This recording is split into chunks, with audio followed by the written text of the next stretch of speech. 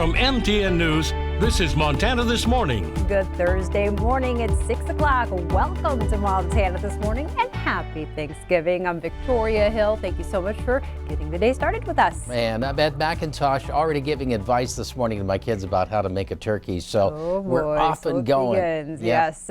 That's what dads are for. Let's start with the first interstate ICAM this morning as we're watching a pretty quiet scene. And we expect that for today as well, starting at a very mild 28 degrees, westerly wind at 13 miles per hour. So it's driving that wind chill value down just a little bit. Temperatures regionally, we're looking at teens, 20s across the map, even a low 30 here or there. 34 in Kalispell and Helena this morning on the warm end of things. And then we've got some teens and 20s across the eastern plains. Winds, they're going to be there through the day. Again, through the central portion of the state, some of the stronger winds, and they'll spread into the eastern plains as the day goes on. So we could see pretty much 50 to 25 mile per hour winds as the day goes along into the eastern portion of Montana, extending into the western Dakotas. And for southern Montana and northern Wyoming today, well, we're starting off in the teens and 20s. We'll end up with the readings at average or a little bit warmer than average as we start getting into the afternoon. Day planner for the Billings area today, some periods of wind, temperatures in the low 40s, and generally with sunshine. And of course, we want to wish everybody, as you said, Victoria, a happy Thanksgiving. Very happy Thanksgiving. How are you cooking your turkey this year? Are you cooking a turkey? Let me ask that. Yeah, Okay. I am. We're not doing the fried turkey. The deep fried. We're doing, in the oven, got it ready to go. And yeah. Same here. So we'll see how it turns out. All you can do is hope for the best. That's right. You got your fingers crossed. I think the biggest thing is turkey isn't that hard to cook, but we freak ourselves out because it's such a big meal and it's important and you got a lot of people and you want to make sure it's right. Yeah, that's the centerpiece. And so if that's messed up, then at least you have the mashed potatoes and the green bean casserole. Right? That's what I show up for anyway. All right, Ed, well, enough about the turkey talk. It's time to talk about the news. Okay, thanks. Our top story this morning, as COVID-19 infections continue to surge across Montana, everyone is wondering when and how it will slow down. MTN's Mike Dennison asked the state's top infectious disease specialist. They said light at the end of the tunnel is visible, but the length and depth of the darkness depends on the actions of individual Montanans in the coming months. Dr. Greg Holtzman is Montana's state medical officer at the State Department of Public Health and Human Services. He says a vaccine for COVID-19 may be available as early as next month. But access to any vaccine will be in stages, he says, and is not the only solution that's needed. But if we sat here and waited until everybody got vaccinated, we're going to lose a lot more lives and have a lot more people suffering. So we want to move now, doing all the public health interventions. And according to Holtzman and Jim Murphy, the head of Montana's State Bureau of Communicable Disease Control and Prevention, that means adhering to some basic guidelines to prevent the spread. Stay home as much as possible and limit personal contacts. If you do go out, keep 6 feet apart. And when interacting with those outside your personal circle, wear one of these, a face mask. Both men say a lack of compliance to these simple directives has fueled the spread of COVID-19, leading to more than 1,000 new cases a day this month in Montana. If you look at the estimates of masking use in Montana, we're well below where you would want to be in order to help contain the spread of this. We need people to be all working together, and you can't have a large proportion deciding not to follow the guidance and expect the virus to go away. Murphy says health professionals expected a surge once the weather turned and people moved indoors in closer contact. But the relentless increase in cases is putting extreme stress on Montana's hospitals and healthcare system, stretching their ability to deal with other illnesses or accidents. Just go to any of the ERs and see how many people are coming in, that they're not sick enough to actually end up in the hospital, but the ER providers are seeing these patients, trying to take care of them, get them in the right sense, and give them the guidance of what to do and to come back if things get worse. And while many COVID-19 cases may have mild symptoms, the disease still has killed more than 650 Montanans, more than 1% of those contracting the virus. If everybody in Montana, was a victim of COVID or got COVID, and 1% was our fatality rate, that's 10,000 Montanans that you would lose during that time. That's a sobering number for some folks. Reporting from Helena, Mike Dennison, MTN News. Thank you, Mike. And now in education news, leaders with the state's largest teachers union say it's time to close the schools. Amanda Curtis is the president of the Montana Federation of Public Employees. She says the schools need to do a better job protecting teachers from the virus and blamed bars and restaurants for community spread. Her statement comes after a teacher and coach in Great Falls passed away from the virus a few days ago. Curtis believes remote learning should be implemented statewide. We now have lost 2 MFPE members who work in public school classrooms, and those deaths were both preventable. There is no excuse for any Montanan to walk around without a mask or to be going out when they don't need to. It's up to all of us to keep each other from dying from this virus. But some say virtual learning is failing many students, and the proof is now in the report cards. Large school districts say they're seeing more students fail classes with the switch to online schooling.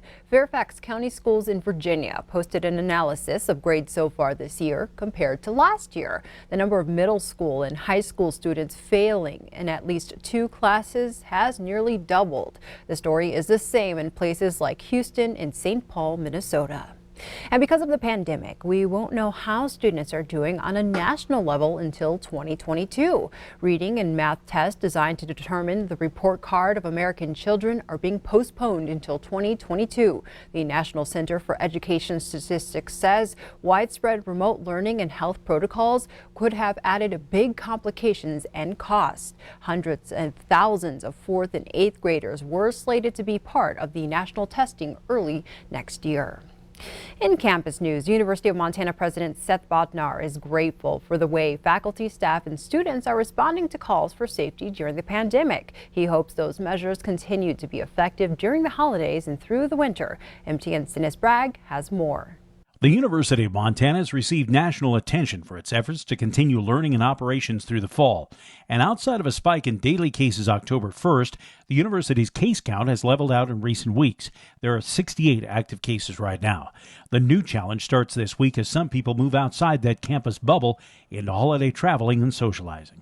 What are you kind of hoping people will do as they take this break?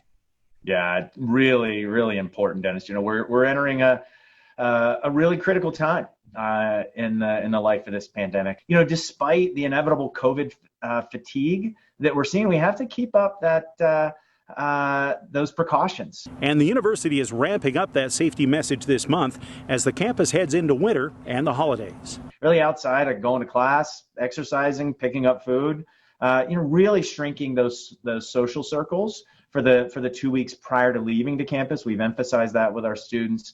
And again, just continuing those preventive care measures. We head into a winter session, which is primarily online. We're seeing strong enrollment across those. And we're getting ready for spring semester to continue these mitigation efforts and build upon the lessons we've taken from this fall. Outside of staying safe, elements of the university continue to play an active role in the pandemic, whether that's helping Missoula and state health officials with modeling or doing research on a COVID vaccine. Each week, it's our public health experts providing county health officials with data models and trends to help the county and the state make informed decisions. And for our students, it's terrific to be able to participate in hands-on learning that's really putting public health into action. And Bodnar says he's encouraged to see UM have a hand in other varied roles as we navigate the pandemic. It's our business faculty working together with the Missoula Economic Partnership to help local businesses generate resources from small business relief funding. Our history faculty and students have been working to document the experience of people dealing with this so future generations can understand what it was like to live through the COVID pandemic. In Missoula, Dennis Bragg, MTN News. Thank you, Dennis. Nurses from across the country are now in Montana helping out in our hospitals and with the VA. Earlier this year, the Montana VA health care system sent nurses to some of the hardest hit regions in the country. Now the Treasure State is dealing with the worst of the pandemic, and we've brought in over 20 nurses to the VA here. One of those is South Carolina native Jennifer Price, who will be spending Thanksgiving nearly 2,000 miles away from her family.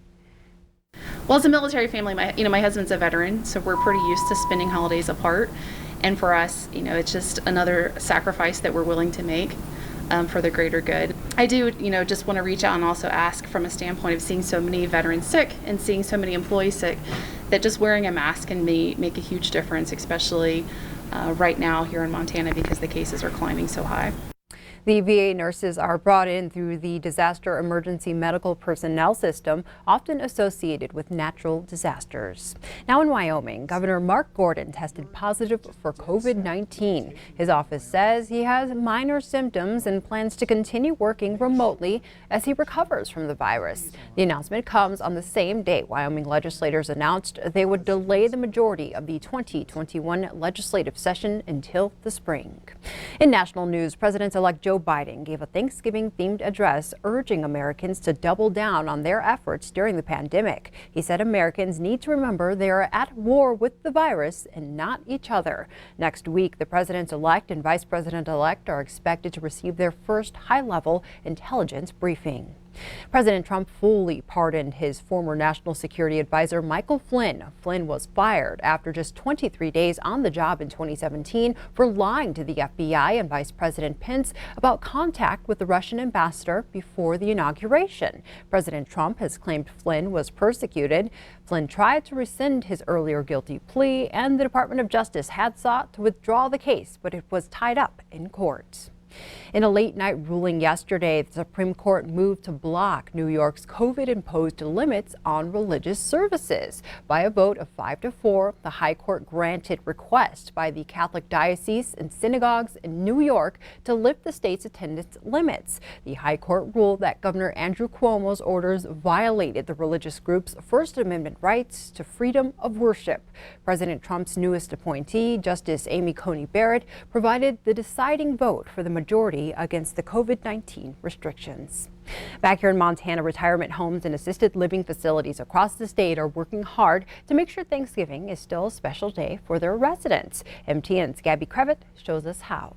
This year, many of us will be spending Thanksgiving Day in front of a computer screen. And for those of us with loved ones and family friends inside of retirement homes and assisted living facilities, well, we're doing the best with what we have. We have 10 long-term care facilities, at least 10 long-term care facilities with active cases, and most of those have multiple cases associated with them. Health Officer Matt Kelly said on Wednesday in a press conference that the holiday season will require people to get creative with how they connect and engage. For retirement homes and assisted living facilities in the Bozeman area, that means lots of video chats. We've got a lot of virtual meetings set up that the residents can, talk with their families and stay engaged. We set up a lot of Zoom visits, and then we also have the one-day videos. It's like the kids' Snapchat almost, but it's for us. It's for our generations. Retirement homes and assisted living facilities like Hillcrest and the Bozeman Lodge